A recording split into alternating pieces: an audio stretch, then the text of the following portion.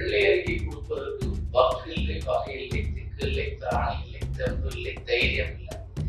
இப்போ பேசுகிறார்கள், வெள்ளை அறிக்கை தந்தால் இவர்கள் வெளுத்து போவார்கள், இவருடைய சாயம் வெளுத்து போகும். ஏன் வெளுத்து போகும்னா அத்தனை திட்டங்களும் மத்திய அரசு திட்டம். அதற்கு இவர்கள் ஸ்டிக்கர் ஒட்டி இவங்க பேர போடுகிறாங்க. அதுவும் சரியாக செய்யவில்லை. 100 ரூபாய் கொடுத்தா 40 ரூபாய் கூட கீழே போய் சேர்வதில்லை. ஊழல் ஊழல் ஊழல். இந்தியாவே கோபாலபுரத்துக்கு ஸ்டாலின் அவர்களிடம் தலைமை அளவு காலம் எல்லாருக்கும் ஆசை கொள்வதற்கு ஆனால் எல்லை. அத்தனையுமே துறைமுறைக்கு தெரிஞ்சதுதான். 85 வயசுக்கு கூட யார் இந்த மாதிரி மந்திரி வச்சுப்பாங்க. அவருடைய செயல்பாடு, திறமை, தகுதிக்கு கட்சி என்ன அங்கீகாரம் கொடுத்தோ அதுதான். அவன் என்னுடைய மகன் என்பதாலே அவனுக்கு அந்த இடம் இல்லை. என்னுடைய மகன் என்பதால் மட்டுமே அவர் கட்சிக்கு தலைவர், என்னுடைய மகள் என்பதாலே ஒரு கட்சிக்கு தலைவி. அதுதான் வாரிசு அரசியல். ஆனா என்னுடைய செயல்பாட்டின் அடிப்படையில் வந்ததுனால பாஜக சில தலைவர்களுடைய மகன்கள் இருக்கிறார்கள். அவர்களுடைய தகுதி திறமைக்கு எங்க இருக்கணுமோ அந்த இடத்துல இருக்காங்க. அந்த வகையில ஓட்டு யார் பக்கம் இருக்கிறது என்று பார்த்தால், இன்றைக்கு எண்மணியின் மக்கள் யாத்திரையில அண்ணாமலை சென்ற இடங்களில் எல்லாம் சேர்ந்தவர்களுடைய எண்ணிக்கையில 98% பிசி அதிமுக இளைஞர்கள், 30 வயது 40 வயது இளைஞர்கள். அவங்களே சொன்னாங்க, இதுவரை நாங்கள் இவர்கள் ஓட்டு போட்டோம், இனிமேல் இங்கேதான் ஓட்டு போட போறோம்னு சொன்னாங்க. அப்படி பேசுறது ஒரு விதத்துல அல்ல.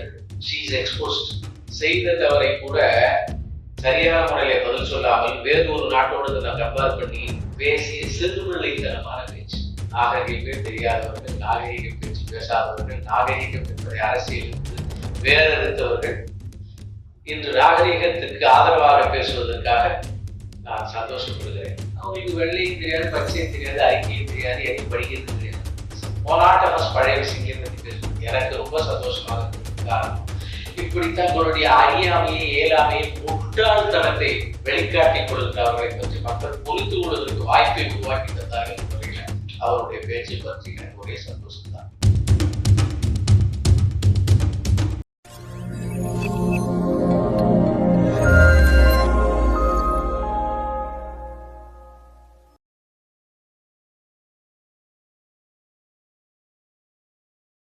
தாமரை நேயர்களுக்கு வணக்கம். இன்று நம்மோடு இணைந்திருக்கும் சிறப்பு விருந்தினர் பாஜகவின் மாநில பொருளாளர் திரு எஸ்.ஆர். சேகர் அவர்கள்.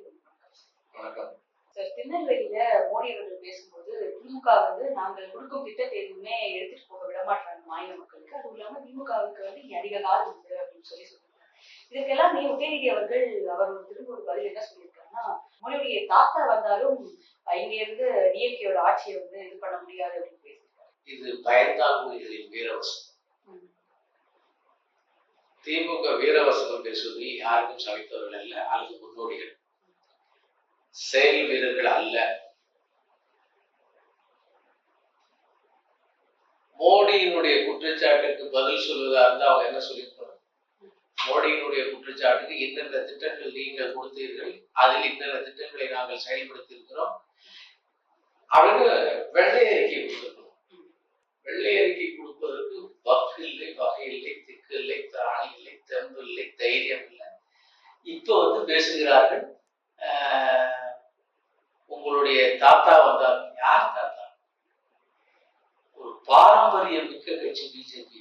கொள்கை லட்சியத்தின் அடிப்படையில் வந்தது பிஜேபி. தாத்தா, அப்பா, மகன் வாரிசில் வந்த கட்சி அல்ல பிஜேபி. அதனாலதான் அவர் தாத்தா சொல்றாரு, எங்களுடைய தாத்தா பாரத தாய், எங்களுடைய தாய் பாரத தாய், எங்களுடைய வழிமுறை பாரதம், எங்களுடைய தாத்தாக்களும் தகப்பனார்களும் முன்னோடிகளும் இந்தியாவுடைய சுதந்திர போராட்ட வீரர்கள். உங்களை மாதிரி ரத்த சம்பந்தத்தில் வந்த பந்துக்கள் அல்ல. அவர்களால் இப்படித்தான் பேச முடியும். புள்ளி விவரங்களை தரட்டும், வெள்ளை அறிக்கை தரட்டும். இன்னும் சொல்ல போனால் வெள்ளை அறிக்கையை தந்தால் இவர்கள் வெளுத்து போவார்கள், இவருடைய சாயம் வெளுத்து போகும். ஏன் வெளுத்து போகும்னா அத்தனை திட்டங்களும் மத்திய அரசு திட்டங்கள். அதற்கு இவர்கள் ஸ்டிக்கர் ஒட்டி இவங்க பேர போடுகிறாங்க. அதுவும் சரியாக செய்யவில்லை. 100 ரூபாய் கொடுத்தா 40 ரூபாய் கூட கீழே போய் சேர்வதில்லை. ஊழல் ஊழல் ஊழல். ஊழலினுடைய ஊற்றுக்கண் திமுக அது வெளிப்பட்டு விடும் என்பதால் செயல் பிஎம் ஆவாஸ் யோஜனா, வீடு கட்டு திட்டம், அதுல கூட 2.25 லட்சம் ரூபாய் எவ்வளவு போகுது கீழே? எல்லாம் புரோக்கரேஜ், எல்லாம் எடுத்துட்டு தான் கொடுக்குறாங்க. வெட்ட வெளிச்சமாக விஷயங்கள். எனவே திட்டங்கள் தருகின்ற மத்திய அரசினுடைய ஸ்டிக்கர் ஒட்டி கொண்டு அதனுடைய முழு பலனும் மக்களுக்கு போய் சேராமல் தடுக்கிறார்கள். தைரியம் இருந்தால் வெள்ளை அறிக்கை திரட்டும். தாத்தா வசனங்கள்லாம் நாங்க நிறைய கேட்டாச்சு, வாரிசு அரசியலாம் நிறைய பார்த்தாச்சு.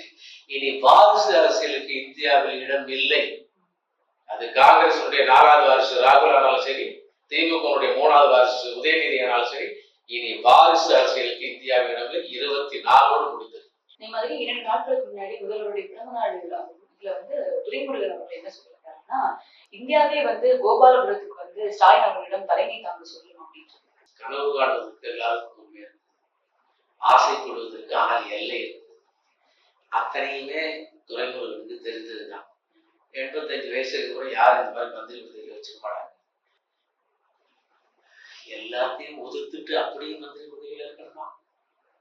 எல்லாத்தையும் ஒதுத்துட்டு இந்த வயசுல இருக்கணுமா? இந்த வயசுல இதுக்கு மேல பதவி தேவையா? எப்படி ஒரு சசிகலாவின் காலில் விழுந்து முதல்வர் பதவியை பெற்றாரோ அதே மாதிரி ஒரு காலில் விழவில்லை, ஆனால் மன ரீதியாக, வாய் ரீதியாக, சொல் ரீதியாக அந்த குடும்பத்துக்கு ஒத்துழைமையாக இருக்கிறார் என்பதுதான் இந்த வாசகத்தினுடைய அர்த்தம். சிரிப்பாக மக்கள் சிரிப்பார்.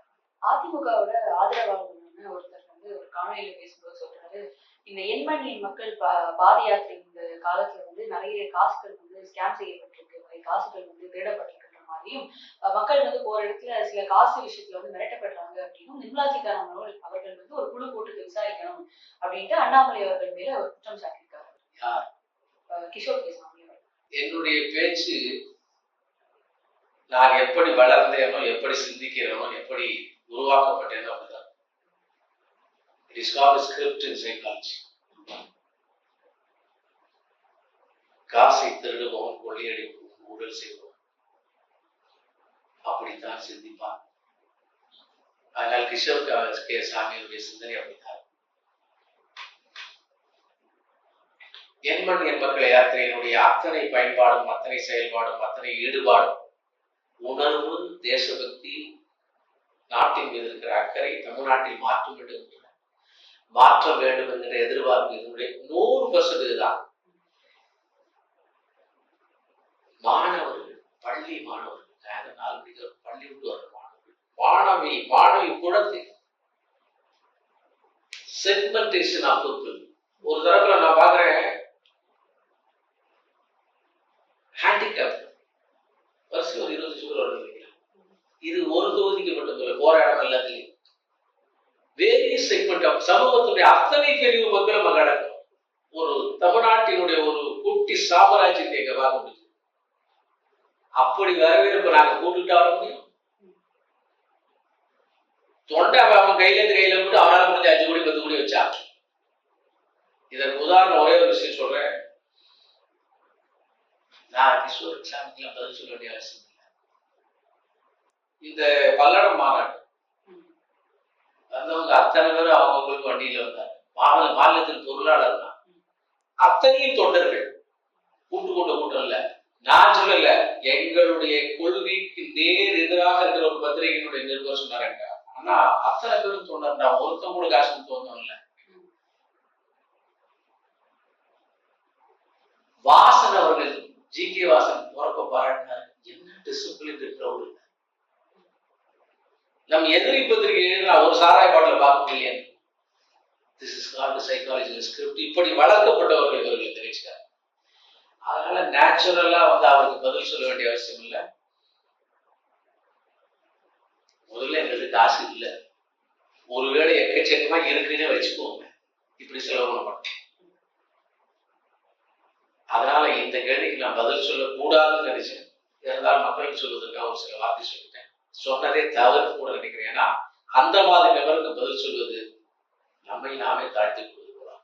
இப்ப வந்து பாஜகவுடன் கூட்டணி வைப்பதற்கு, இல்ல பாஜக இணைவதற்கு ஒரு கட்சிக்கு வந்து என்னென்ன மாதிரியான விஷயங்கள் இருக்கணும்னு பாஜக வந்து கூட்டணி வைப்பதற்கு என்ன தகுதிகள் கேட்கிறீங்க? தமிழ்நாட்டை தலைமை மாநிலமாக மாற்றணும், ஊழல் இல்லாத சுத்தமான கரங்களோடு செயல்படணும், திராவிட கட்சிகளுடைய சூன்யமான ஆட்சி முடிவுக்கு கொண்டு வர வேண்டும். 3 கருத்துகள்: தேசபக்தி, மக்கள் மீது இருக்கிற பக்தி, ஊழல் இல்லாத கரை முடியாத கரங்கள், வளர்ச்சி மீது அக்கறை உள்ள, எண்ணம் உள்ள, சித்தாந்தம் உள்ள தலைவர்கள், கட்சிகள். இது போதும். இது போதும் இல்லை, இதுதான் எல்லாமே. இப்போ பாஜக வந்து குடும்ப அரசியலை வந்து என்கரேஜ் பண்ணுவாங்க. அந்த வரிசையில பார்க்கும்போது ராஷ்டிரிய லோக்தள் அவங்களும் வந்து குடும்ப அரசியல் பண்ணுவார்கள் அப்படின்னு பாஜகவினரும் குற்றம் சாட்டியிருக்காங்க. தற்போது இந்த எலெக்ஷனோட இந்த டைம்ல கொஞ்சம் மாதங்களுக்கு முன்னாடி ராஷ்டிரிய லோக்தள் வந்து பாஜக கூட இணைஞ்சிருக்கு. அது பாஜக அக்செப்ட் பண்ணிருக்கு. அப்பவும் அங்க ஒரு குடும்ப அரசியல் தானே நடக்கிறது, எப்படி அங்க அக்செப்ட் பண்ணாங்க? நீங்களா தான் இருப்பீங்க, நாங்களா இருப்போம். எங்களால உங்களை மாற்ற வேண்டிய அவசியம் இல்லை. ஆனால் நாம் 2 பேரும் பொதுவான தேசத்திற்கான ஒரு விஷயத்தில் ஈடுபட்டு செய்யலாம். குடும்ப அரசியலை பாஜக செய்யாது, வாரிசு அரசியலை பாஜக செய்யாது. ஆனால் எங்களுடைய குடும்பத்திலேயே இதே லட்சியத்தோடு இதே கொள்கைகளோடு தான் என்னுடைய குழந்தைகள் உருவாக்கப்படுகிறார்கள். இப்படிதான் மற்ற குழந்தைகளை நான் உருவாக்குகிறேன். அதனால என் பையன் வந்துட்டுன்னா அது வாரிசு இல்லை. அவனுடைய செயல்பாடு, திறமை, தகுதிக்கு கட்சி என்ன அங்கீகாரம் கொடுத்தோ அதுதான். அவன் என்னுடைய மகன் என்பதாலே அவனுக்கு அந்த இடம் இல்லை. என்னுடைய மகன் என்பதால் மட்டுமே ஒரு கட்சிக்கு தலைவர், என்னுடைய மகள் என்பதாலே ஒரு கட்சிக்கு தலைவி. அதுதான் வாரிசு அரசியல். ஆனா என்னுடைய செயல்பாட்டின் அடிப்படையில் வந்ததுனால பாஜகவில் சில தலைவர்களுடைய மகன்கள் இருக்கிறார்கள். ஆனால் அவர்களுடைய தகுதி திறமைக்கு எங்க இருக்கணுமோ அந்த இடத்துல இருக்காங்க. அதனால வேறொரு கட்சியில் அந்த மாதிரி நிலைமை இருந்ததுன்னா அதை நாம் எப்படி தடுக்க முடியும்? பாஜக ஒரு குற்றச்சாட்டு முன்னாடி இந்த கட்சி மேல வச்சிருக்கு. திமுக மேல எப்படி வைக்கிறாங்களோ அது மாதிரி ராஷ்டிரிய லோக்தள் மேலையும் வச்சிருக்கு. அப்ப திமுக இப்ப வந்து பாஜக அக்செப்ட் பண்ணுமான்னு கேட்டா அக்செப்ட் பண்ணாது குடும்ப அரசியல். அப்ப வந்து நீங்களே குற்றச்சாட்டு வச்ச ஒரு கட்சி தானே, அதனால தான் அந்த ஒரு கேள்வி. அதாவது 97, 99ல பாஜக வாஜ்பாய் தலைமையில கூட்டணியில் இருக்கும் என்டிஏ. ஒரு தடவை 98ல முடிஞ்சு பாஜக ஆட்சி ஜெயலலிதாவில் கவிழ்க்கப்பட்டு 99ல தீர்ப்பு கொடுத்து. It's a common minimum programme. 2 பேருக்கும் அங்கீகரிக்கப்பட்ட ஒரு மொத்த செயல் திட்டத்தில் தான் செயல்பட முடியும். எங்களுக்கு பரிபூர்ண மெஜாரிட்டி வந்து நாங்கள் தான் யாருடைய தயவு இல்லாமல் ஆளுவோங்கிற போது இத்தனை கட்சிகளையும் புறக்கணிப்போம். எங்களுக்கான பலம் இருக்கின்ற வரையில் இவர்களை நம்ம போடுகின்ற பொது நிர்வாக திட்டத்தின் அடிப்படையில் ஒத்துக்கொண்டால் சேர்த்துக் கொள்வோம். மாற வேண்டியது அவர்கள், மாற்ற வேண்டியது மக்கள். இது பாஜக. அதே மாதிரி நேற்று கூட ஒரு மேடையை பேசும்போது நீங்க சொன்னீங்க, இனிமேல் பிஜேபி அதிமுகவுடன் கூட்டணி இல்லை, நான் அபிஷியலா சொல்றேன் அப்படின்னு எடுத்துக்கோங்க அப்படின்னு நீங்க சொல்லியிருந்தீங்க. நான் இப்ப வந்து ஒரு கட்சி வந்து இந்த கட்சி சரியில்லை அந்த கட்சி சரியில்லை, என்னதான் ஒரு பிரச்சனைகள் வந்தாலும் கூட்டணின்னு வரும்போது தேர்தல் சமயத்துல வந்து சேர்ந்து நம்ம நிறைய கட்சிகள் பார்த்துக்கோ, திமுக அதிமுக இருக்கட்டும், அவங்க குறை சொன்ன கட்சிகள் கூட மறுபடியும் சேர்ந்திருக்காங்க. நீங்க அபிஷியலா அதை எடுத்துக்கோங்க, அதிமுக கூட கூட்டணி இல்லை அப்படின்னு சொல்லியிருக்கீங்க. அதை பத்தி நான் வந்து ஒரு தொண்டனாக கவலைப்படுகிறேன், ஒரு நீண்ட கால உறுப்பினராக ஆசைப்படுகிறேன், எதிர்பார்க்கிறேன். அந்த வகையில இன்னைக்கு நம்மீது புழுதி வாரி வீசியவர்களை நாமே மீண்டும் போய் அரவணைக்க வேண்டும். நம்மீது மக்கள் மிகப்பெரிய ஆதரவையும் எதிர்பார்ப்பையும் நம்பிக்கையும் தெரிவித்திருக்கிற போது நாமே மற்றவருடன் கையேந்தி நிற்க வேண்டும். அந்த வகையில திரும்பவும் சொல்லுகிறேன், பாஜகவுடைய எந்த ஒரு உண்மை தொண்டனும் சுயமரியாதையை இழந்து வெறும் கூட்டணிக்காக நம்ம எதிர்ப்பவர்களோடு கூட்டணி சேருவதை விரும்ப மாட்டான். இரண்டாவது விஷயம், அதிமுகவுடைய தலைமை எம்ஜிஆர் ஜெயலலிதாவுக்கு பிறகு இங்க தலைமை இல்லை. It's a vacuum. யாரோ சிலராலே நிரப்பப்பட்டிருக்கிறது. இன்றைக்கு ஒரு போல் வச்சா அந்த அதிமுகவுடைய கன்சாலிடேட்டட் ஓட்டு இருக்கான்னு சொல்ல முடியாது. பல தலைவர்களாக பிரிந்திருக்கிறார்கள். அந்த வகையில ஓட்டு யார் பக்கம் இருக்கிறது என்று பார்த்தால் இன்றைக்கு எண்மண் எண் மக்கள் யாத்திரையில அண்ணாமலை சென்ற இடங்களில் எல்லாம் சேர்ந்தவர்களுடைய எண்ணிக்கையில 95% பிசி அதிமுக இளைஞர்கள், 30 to 40 வயது இளைஞர்கள். அவங்களே சொன்னாங்க, இதுவரை நாங்கள் இவர்களுக்கு ஓட்டு போட்டோம், இனிமேல் இங்கேதான் ஓட்டு போட போறோம்னு சொன்னாங்க. கேட்டேன் காதால, 1, 2 இல்ல, நூற்றுக்கணக்கில் கேட்டேன். அப்ப எப்போதுமே ஒரு தொண்டன் ஒரு தலைமை எதிர்பார்த்து தான் இருப்பான். எம்ஜிஆரால் வசீகரிக்கப்பட்ட தொண்டர், ஜெயலலிதாவால் வசீகரிக்கப்பட்ட தொண்டர். அந்த வகையில் அண்ணாமலையால் வசீகரிக்கப்பட்டவர்கள் பல்வேறு கட்சியில் இருக்கக்கூடியவர்கள் அங்க இருக்கிற தலைமையுடைய வேக்கத்தினால் இங்கு சேருகிறார்கள் என்கின்ற போது தொடர்பாக நான் என்ன நினைத்தேன் அதை சொன்னேன். வந்து மற்ற கட்சிகளை விட பாஜக வந்து ஒரு தலைமை அப்படின்றது இவ்வளவு ஒரு ஸ்டாண்ட் தான் இருக்கணும். 4-5 வருடத்துக்கு மேல மாற்றப்படுவாங்க ஒரு மாநிலங்களிலும். அப்ப அப்படி இருக்கும்போது அண்ணாமலை அவர்கள், இப்போ தமிழிசையா இருக்கட்டும், ஹெச்ராஜா அவர்கள், பொன்னார் அவர்கள் எல்லாமே தலைமை தாங்கினாலும் அண்ணாமலை அவர்கள் வந்ததுக்கு அப்புறம் தமிழ்நாட்டுல வந்து பாஜக வந்து ஒரு கட்சிக்கே ஒரு தனி இடம், மக்கள் மனதிலையும் சரி, எதிர்க்கட்சிகளே அண்ணாமலையை பார்த்து புகழ்ந்து பேசும் விஷயங்கள் கூட நம்ம பார்த்திருக்கோம். சோ அப்படி இருக்கும்போது அந்த ஒரு ஸ்பேன் முடியும் போது அண்ணாமலை அவர்கள் தலைமை பதவியில இருந்து மாற்றப்படும் போது பாஜக இதே வீரியத்தோட இருக்குமா வேறொரு தலைமை வந்தா? இது வந்து ஹைப்போதெட்டிக்கல் கொஸ்டின், ஒரு இமேஜினரி கொஸ்டின். அது நீங்க சொல்லுகின்ற அந்த பயமெல்லாம் நடக்காது. லட்சியம் சித்தாந்தத்தில் உருவானது. அண்ணாமலை அந்த லட்சியம் சித்தாந்தத்தோடு செல்வதால் தான் அவருக்கு மதிப்பு மரியாதை. அவருக்கு ஒரு லட்சிய சித்தாந்தம்னா இங்க அவரும் இருந்திருக்க மாட்டாரு. ஏன்னா இந்த கற்பனை கேள்விகளுக்கு நான் பதில் சொல்ல வேண்டிய அவசியம் இல்லை. கட்சி சித்தாந்தத்தோடு லட்சியத்தோடு தொடர்ந்து நடைபோடும் அண்ணாமலை அவர்களும் சேர்ந்து நடைபோடுவார். இது ரெண்டுமே காம்ப்ளிமெண்டரி ஈச் அதர், நடக்கும், நன்றாகவே நடக்கும். அது மாதிரி திருச்சியில வந்து இந்திய ஜனநாயக கட்சி பாயுங்கிறவருடைய அந்த கட்சியினுடைய கூட்டத்துல அண்ணாமலை அவர்கள் பேசும்போது அங்க மக்கள் கூட்டமே இல்லை, மக்கள் அறையே இல்லை, அவர் வெறும் நாற்காலிகளை பார்த்து பேசுறாரு அப்படின்ற பல வீடியோஸ் வந்து சன் டிவி முதல் கொண்டு வேறு சேனல் எல்லாமே போட்டிருக்காங்க. சோ வந்து அண்ணாமலை அவர் பேசும்போது கிரௌட் இல்ல, அந்த கிரௌட் இல்லைன்றப்போ அன்னைக்கு வந்தாங்க பல்லடத்துல, ஆனா வந்து அது வந்து அவங்க கூட்டிட்டு வந்து கூட்டம். இது வந்து வேறொரு கட்சியில வந்து அண்ணாமலை அவர்கள் பேசும்போது கூட்டணி கட்சி பேசும்போது மக்கள் கூட்டம் இல்ல, அதுல எதே தெரியுது பாஜகவுக்கும் அண்ணாமலைக்கும் மக்கள் சப்போர்ட் இல்ல அப்படின்னு. அப்படியே ஆனந்தப்படும், அவங்களுடைய ஆசையை கிடைப்பாங்க, சந்தோஷப்படும். வேறு ஊடகங்கள் எல்லாம் எக்கச்சக்கமான கூட்டத்தை காமிச்சிருக்கு, உண்மை நிலையை காமிச்சிருக்கு, கூட்டத்தை காமிச்சிருக்கு, ஃப்ரண்ட் பேக் எல்லாத்தையும் காமிச்சிருக்கு, வேரியஸ் ஆங்கிள் காமிச்சிருக்கு. அவ்வளவு பெரிய டிவி அப்படிப்பட்ட ஒரு வாசகத்தை போட்டது வருத்தமாக இருக்கிறது. ஆனால் என்ன வருத்தம் என்றால் கூட்டத்தை குறைத்து காண்பித்தார்களே, இப்படி எல்லாம் போட்டு விட்டுருக்காங்க, வருத்தம் இல்லை. இத்தனை வருடம் கட்டி காத்த அந்த மான மரியாதையை அது இழந்திருக்கிறது என்கிற வருத்தம். அதன் மூலமாக தன்னுடைய ரெப்புடேஷனை அது ஏன் இப்படி இழந்ததுங்கிற வருத்தம். அதை பத்தி எங்களுக்கு கவலை இல்லை. இன்னைக்கு டெக்னாலஜியில மார்பிங் இருக்கு, அந்த மார்பிங்ல இல்லாத கூட்டத்தை இருக்கிறதா காமிக்கலாம், இருக்கிற கூட்டத்தை இல்லாமல் காமிக்கலாம். ஆனால் உண்மையான கூட்டத்தை மறைக்க முடியாது. எங்களுக்கு இந்த கேள்விக்கு பதில் சொல்ல வேண்டிய அவசியம் இல்லை.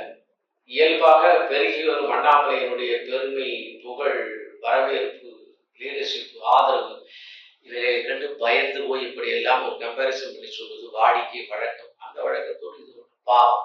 கொஞ்ச நாட்களுக்கு முன்னாடி ஒரு அரசு விளம்பரத்துல வந்து நம்ம பார்த்திருப்போம், அந்த தூத்துக்குடியுடைய ஏவுதளத்துல வந்து இந்தியாவுடைய பிளாக் பதிலா சைனாவுடைய பிளாக் வச்சிருந்தாங்க.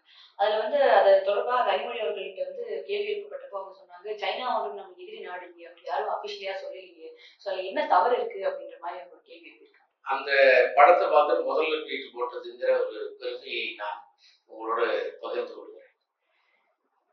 அதாவது எக்ஸ்போஸ் பண்ணதில்லை, ட்வீட் போட்டதில்லை, எக்ஸ்போஸ் பண்ணதில்லை. எவ்வளவு ஒரு சிறுபிள்ளைத்தனமான பதில். அமெரிக்காவுடைய படத்தை போடட்டும், நட்பு நாடு, ஒரு தேர்ந்தெடுக்கப்பட்ட பாராளுமன்ற உறுப்பினர், ஒரு சீனியர் மெம்பர், நிறைய வருஷமா இருக்காரு, இப்படியே பதில் சொல்லுது. மன்னிப்பு கோருகிறேன், தவறு நடந்து விட்டது, திருத்தி கொள்கிறேன், இப்படி பேசுகிறேன். அப்படி பேசுறது ஒரு விதத்தில் நல்லது. She is exposed.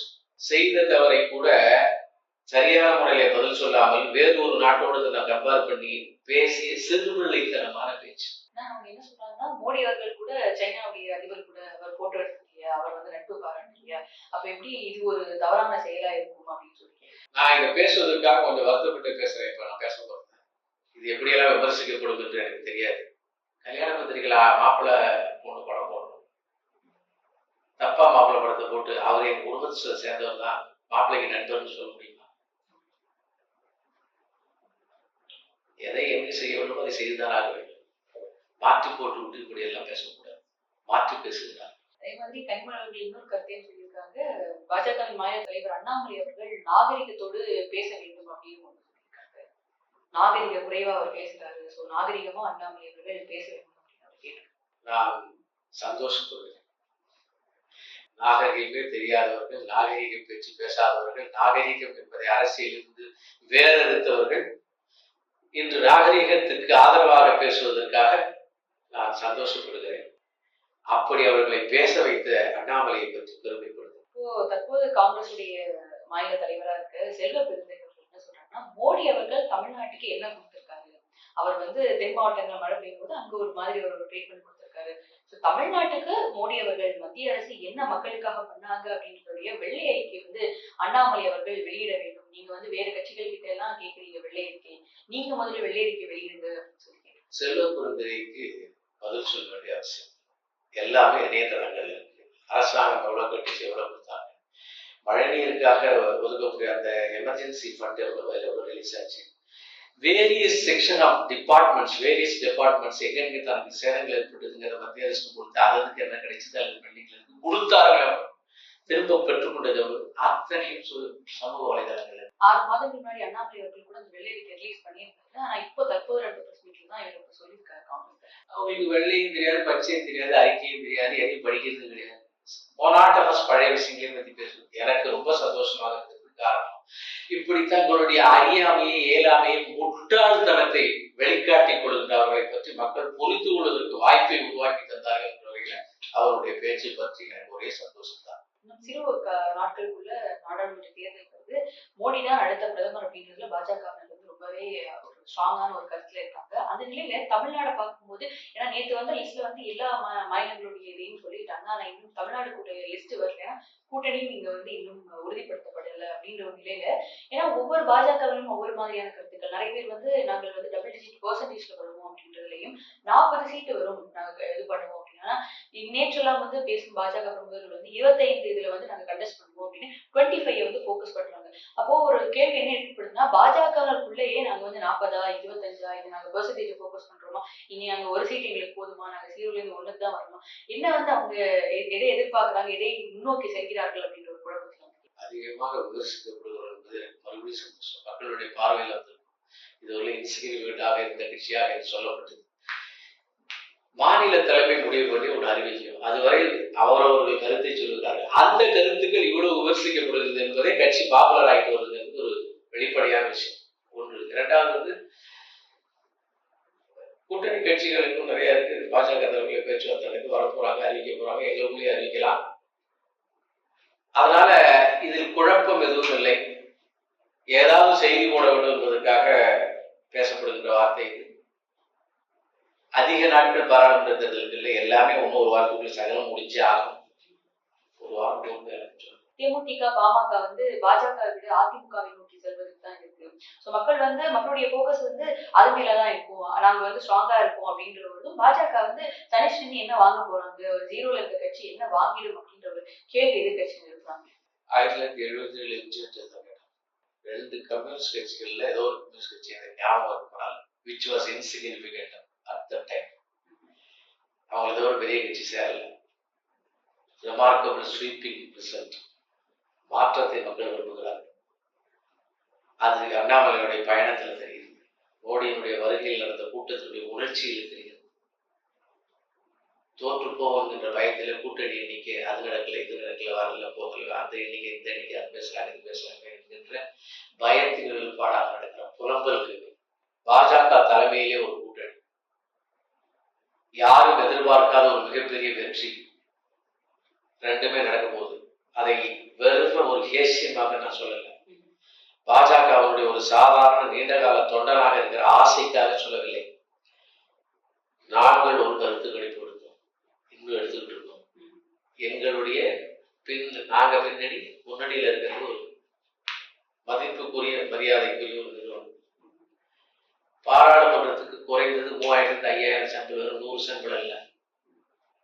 தமிழ்நாட்டினுடைய 21 பாராளுமன்றங்களில் முடிந்ததுக்கான ரிசல்ட் மிகப்பெரிய அளவில் ஒரு சந்தோஷமான செய்தி கொடுக்கிறது. தமிழ்நாட்டினுடைய தெற்கு மாவட்டத்தில் ஒரு பாராளுமன்றத்தில் 41% கொடுக்கிறது. மக்கள் யாத்திரையினுடைய எழுச்சி நல்ல தெரியுது. அதனுடைய விளைவுகள் ரிசல்ட் மோடியின் கூட்டத்தில் தெரியுது. இத்தனையும் சேர்த்து கணக்கு போடும் தமிழ்நாடு மக்கள் மாற்றத்தை விரும்புகிறார்கள். Anti incumbency factor against ruling them. இதெல்லாம் வச்சு பார்த்தீங்கள் என்று சொன்னால் வரக்கூடிய ரிசல்ட் பிஜேபியின் தலைமையில் மிகப்பெரிய ரிசல்ட் கிடைக்க போகுது. நீங்கள் மஞ்சு இருக்க போறீங்க தாமரையில், அல்லது பெரிய அளவில் தனியாக நீங்க போகலாம். அவங்களுடைய வளர்ச்சி நான் நிச்சயமா பிஜேபியில் இருப்பேன். பேசுவோம். இன்னும் 40 நாள் 45 நாள் தான். இது ஆசைகளா அல்லது கள யதார்த்தமா என்பதை நான் தெரிஞ்சுக்கணும். இன்னொரு கருத்து என்ன வைக்கப்படுதுன்னா, தமிழ்நாட்டுல வந்து பாஜக வளர்கிறது, பாஜக வந்து வேரூன்றி விட்டது அப்படின்ற மாதிரி பாஜக பேசும்போது, உள்ள இருக்க கூட்டணி கட்சிகள் பாஜக அப்படி வளர்ந்துருந்தது, தலைமையில மோடியவர்கள் தான் வரப்போகுது அப்படின்னா கூட்டணி கட்சிகள் உங்க கூட தானே வந்து சேர்ந்துருக்கணும், நீங்க ஸ்ட்ராங்கா இல்லை அப்படின்றதுனால தானே இன்னொரு கட்சி கூட போய் சேர்றாங்க அப்படின்ற ஒரு விமர்சனம் வருது. உள்ளேயே வந்து பார்த்து இருக்கிற கட்சிகளுக்கே ஒரு நம்பிக்கை இல்லைங்க. 2 விதமா இருந்துச்சு. சாமானிய மனிதன் ஒரு ஒரு கல யதார்த்தத்தினுடைய அளவுகோல் வைப்ரேஷன் மக்கள் வந்து அப்படியே இந்த பக்கம் வரான்னு சொன்னாச்சுன்னா அதுதான் கல யதார்த்தத்தினர். இன்னும் வந்து பெர்முட்டேஷன் காம்பினேஷன் போட்டு ஏற்கனவே ஆளுகின்ற கட்சி அதனுடைய வலிமை அதை வைத்து நம்ம சேஃபாக போயிடும்னு நினைக்கக்கூடிய ஒரு கூட்டம். அதனுடைய பலத்தின் மீது அதுக்கு நம்பிக்கை இல்லை. ரெண்டுமே இருக்கு, எப்போதுமே ரெண்டுமே சகஜம். அந்த வகையில் ஒரு சிலர் அங்கு போகத்தான் செய்வார்கள். ஏன்னா it was proven a party. இது வந்து it is going to be prove a party. அவங்க யார் வேண்டாம் சொன்னோம், சந்தோஷமா இவங்க வருகிறார்கள், சந்தோஷமா வருது, ரெண்டுமே நடக்கும். மொத்தத்தில் ஒரு ரிசல்ட் வரும். அது நிச்சயமாக தமிழ்நாட்டுக்கு உகந்த தேசியத்தோடு இணைந்த பாஜகவின் தலைமை ஏற்கின்ற முடிவாகும். இப்ப வந்து நாம் தமிழர் கட்சியுடைய அந்த சிம்பல் வந்து பறிக்கப்பட்டிருக்கு. அதை தொடர்ந்து ஆர்.எஸ். பாரதி அவர்கள் பேசும்போது என்ன சொல்லியிருக்காங்கன்னா, நாங்க முன்னாடியுமே இந்த இதுலதான் நாங்க வந்து போட்டிட்டு இருக்கோம், நாங்க எல்லாருமே அதாவது திமுக கட்சியில் உள்ளவங்க எல்லாம் ஒரு அப்பாவுக்கு பிறந்தவர்கள் அப்படின்ற மாதிரி அவர் பேசியிருக்காரு. இதுல இன்னொரு கருத்து என்ன வைக்கப்படுதுன்னா, பாஜகவில் இருக்கும் ஏஜி சம்பத் அவர்கள், அவருடைய தந்தை வந்து கோவிந்த சாமி அவர்கள் வந்து முன்னாடி சுயேட்சை அவர் வந்து போட்டிட்டு அந்த சிம்பல் பிடிச்சுதான் கருணாநிதி அவர்கள் அண்ணாதுரை அவர்கள் கேட்டுதான் இந்த சிம்பல் வந்து இவங்க எடுத்துக்கிட்டாங்க. ஸோ அந்த மாதிரி ஒரு கருத்தை அவங்க வைக்கும்போது என்ன ஹிஸ்டரி அப்படின்றதையும் அவங்க தெரிஞ்சுக்கணும் அப்படின்னு ஒரு 2 மாதிரியான விஷயங்கள் இருக்கு. உங்களை பொறுத்த வரைக்கும் உண்மையில என்ன நிலை இது? அவங்களுடையதான இந்த ஏஜி சம்பத்தருடைய தந்தை கோவிந்தசாமி அவர் வந்து சுயேட்சையில இட்ட சிம்பல் தான். தாமரை டிவி நேயர்களுக்கும் தாழ்மையான வேண்டுகோள். வளர்கின்ற எதிர்காலம், வளர்ச்சியை பற்றி நாம் பேசுவோம். புளித்து போன பழைய டெட் அரசியல் வேண்டாம். யார் யாரு வேண்டுமானாலும் சொந்தம் கொண்டாடி கொள்ளட்டும், யார் யார் வேண்டுமானாலும் பெரியவர்கள் சிறியவர்களாக இருந்து கொள்ளட்டும். அவர்களுடைய பிரச்சனையை நாட்டுக்குள்ளே கொண்டு வந்து இங்கே இருக்கக்கூடிய உண்மையான பிரச்சனையை நாம் பின்னுக்கு தள்ள வேண்டாம். நம் கட்டுமுன்னால வளர்ச்சியை பற்றி மட்டும் பேசுவோம். வேற பேசுவதற்கு ஒன்றுமே இல்லாததால் ஆர்.எஸ். பாரதியும் திமுகவும் இப்படித்தான் பேசும். அதற்கு எங்களுடைய பதில் வளர்ச்சி அல்லது வளர்ச்சியை நோக்கிய பயணம் என்பது மட்டும்தான். உங்களை பொறுத்த வரைக்கும் வரப்போற நாடாளுமன்ற தேர்தலில் வந்து 400+ அப்படின்னு சொல்லப்படும் போது சம் ஸ்ட்ராட்டஜிஸ் எல்லாமே 370, 380 இன்சைட் 400 அப்படின்னு தான் பேசுறோம். உங்களை பொறுத்த வரைக்கும் அது 400+ தான், இல்ல 400 பிலோவா, இல்ல 400? மக்களுடைய தீர்ப்பு மிகப்பெரிய அளவில் வரப்போகுது. அது ரிமார்க்கபிள், மிகப்பெரிய பெரும்பான்மை, பெருமிதம். 19 வந்து ஜெயிப்போமா அப்படின்னு கேட்டாங்க. ஒரு 28 சீட்டு கூட வந்துச்சு. இப்போது கண்ணுக்கு தெரிந்த தூரம் வரை எதிரிகளே இல்லைன்னு ஜெயலலிதா சொன்னது தமிழ்நாட்டில் இந்தியாவில் நடைபெற்றுக் கொண்டிருக்கிறது. அதற்காக அகம்பாவமாக திமுறாக நாங்கள் இல்லை. உண்மையிலேயே என்னை போன்ற சாதாரண தொண்டர்கள் அத்தனையும் இப்படி பேசுவதை கண்டு பயப்படுகிறோம். ஏனென்றால் அந்த வெற்றியை அடைவதற்கு எங்கேயாவது கொஞ்சம் சுணங்கி விடுவோமோ, அமர்ந்து விடுவோமோ, ஜாலியா இருந்துடுவோமோன்னு நம்ம தொண்டை நினைச்சிடுவானு பயப்படுறோம். அதனால அதிக உத்வேகத்தோடு எனக்கு இந்த நேரத்துல ஒரு விஷயத்தை நான் வந்து இந்த தாமரை டிவி மூலமாக தமிழ்நாட்டில் இருக்கக்கூடிய தேசிய எண்ணம் கொண்ட பாஜக எண்ணம் கொண்ட தாமரைக்கு ஓட்டு போடுகின்ற அத்தனை தொண்டர்களுக்கும், வேலை செய்கிற அத்தனை தொண்டர்களுக்கும் இதை செய்தியாக நான் சொல்லிவிடுகிறேன்.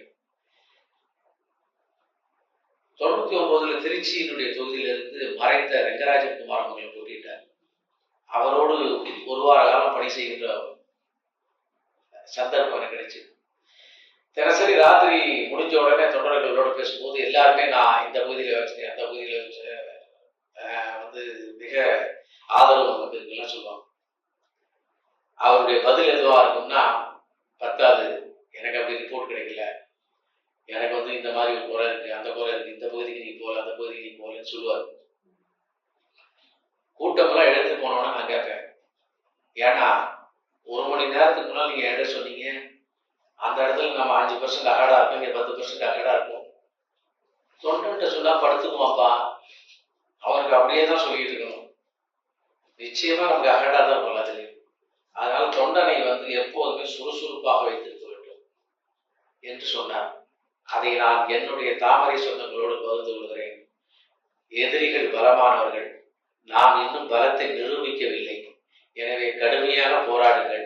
இந்த எண்ணிக்கை என்பது நமக்கு ஒரு ஆறுதல் கொடுக்கின்ற, சந்தோஷம் கொடுக்கின்ற என்ற மோட்டிவேஷன் கொடுக்கிற வார்த்தையாக மட்டும் எடுத்துக் கொள்ளுங்கள். மாறாக எதிரி பலமானவர் என்பதால் நாம் இன்னும் பலத்தை நிரூபிப்பதற்கான இடத்திலே தான் இருக்கிறோம் என்பதால் கடுமையாக போராடுங்கள், கடுமையாக வேலை செய்யுங்கள். வெற்றி என்கின்றதை தனியாக தூக்கி அழகாக ஒரு இடத்தில் அலங்கரித்து வைத்துவிட்டு நாம் வெற்றி பெற வேண்டும், இன்னும் பாக்கி இருக்கிறது என்கின்ற வேகத்தோடு பணியாற்றுங்கள் என்று உங்களுடைய டிவி மூலமாக, உங்களுடைய கேள்வி மூலமாக என்னுடைய தொடருக்கு நான் வேண்டுகோள் விடுக்கிறேன், கேட்டுக்கொள்கிறேன், யாசிக்கிறேன். எங்களோடு இணைந்து பல்வேறு கருத்துக்களை பகிர்ந்ததற்கு நன்றி தாமரை.